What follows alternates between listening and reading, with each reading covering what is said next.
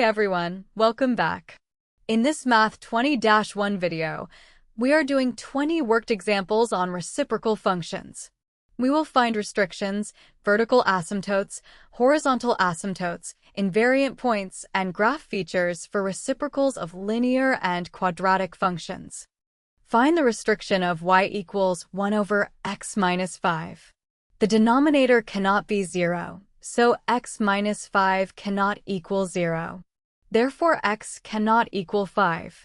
Find the vertical asymptote of y equals 1 over x plus 2. Set the denominator equal to 0. X plus 2 equals 0, so x equals negative 2.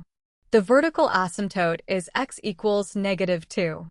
For y equals 1 over x minus 7, as x becomes very large, the denominator becomes very large, so the fraction approaches 0. The horizontal asymptote is y equals 0. Find invariant points for f of x equals x minus 3. Set f of x equal to 1 and negative 1. X minus 3 equals 1 gives x equals 4. X minus 3 equals negative 1 gives x equals 2. The invariant points are 4, 1 and 2, negative 1. Sketch y equals 1 over x plus 4. The restriction is x cannot equal negative 4, so the vertical asymptote is x equals negative 4. The horizontal asymptote is y equals 0. Find restrictions for y equals 1 over x squared minus 9. Factor the denominator as x minus 3 times x plus 3. Therefore, x cannot equal 3 or negative 3. For y equals 1 over x squared minus 9, the restrictions x equals 3 and negative 3 become vertical asymptotes. The horizontal asymptote is y equals 0. For y equals 1 over x squared plus 4, the denominator is never 0 for real x. Therefore, there are no real restrictions and no vertical asymptotes. For y equals 1 over x squared, the denominator is 0 when x equals 0. So the vertical asymptote is x equals 0. The horizontal asymptote is y equals 0. For y equals 1 over x minus 2 squared, the denominator is 0 when x equals 2. So x equals 2 is the vertical asymptote, and y equals 0 is the horizontal asymptote. Find invariant points for f of x equals x squared. Set x squared equal to 1 and negative 1. X squared equals 1 gives x equals plus or minus 1. X squared equals negative 1 has no real solution. So the invariant points are negative 1, 1 and 1, 1. Evaluate y equals 1 over x minus 1 at x equals 3. Substitute 3. The denominator is 2, so y equals 1/2. Evaluate y equals 1 over x squared minus 1 at x equals 2. The denominator is 4 minus 1, which is 3. So y equals 1/3. Describe end behavior for y equals 1 over x squared plus 1.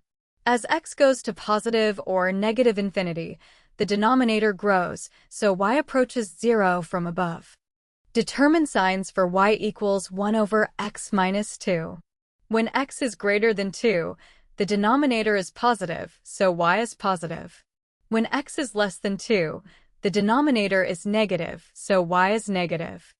For y equals 1 over x squared minus 4, factor the denominator. Test intervals around negative 2 and 2. The graph is positive outside the asymptotes and negative between them. Find the domain of y equals 1 over x squared minus x minus 6. Factor the denominator as x minus 3 times x plus 2. The domain is all real numbers except x equals 3 and x equals negative 2. List key features of y equals 1 over x squared minus x minus 6.